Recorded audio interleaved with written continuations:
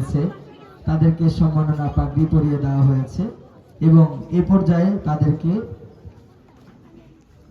Crest দেওয়া হচ্ছে আমাদের আজকের অনুষ্ঠানের সম্মানিত প্রধান অতিথির হাত দিয়ে। আমাদের হাফেজ মোহাম্মদ তামিম ইকবাল ক্রেস্ট গ্রহণ করছে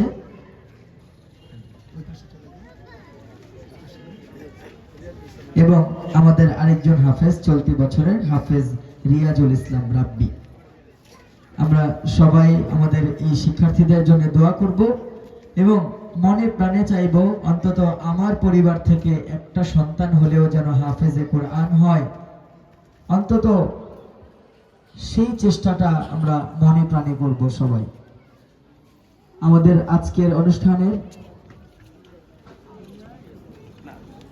আনুষ্ঠানিকতা এখানেই শেষ হচ্ছে।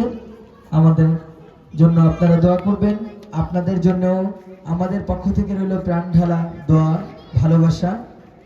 দারুল ইনসান মাদ্রাসা আপনাদেরই প্রতিষ্ঠান, আপনাদের সহযোগিতা, আপনাদের পরামর্শ, সার্বিক বিষয়ে আমরা আপনাদের শরণাপন্ন হব এবং আমাদেরকে যে কোনো পরামর্শ দিয়ে আমাদের এগিয়ে যাওয়ার পথে আপনারা হবেন প্রেরণার বাতিঘর।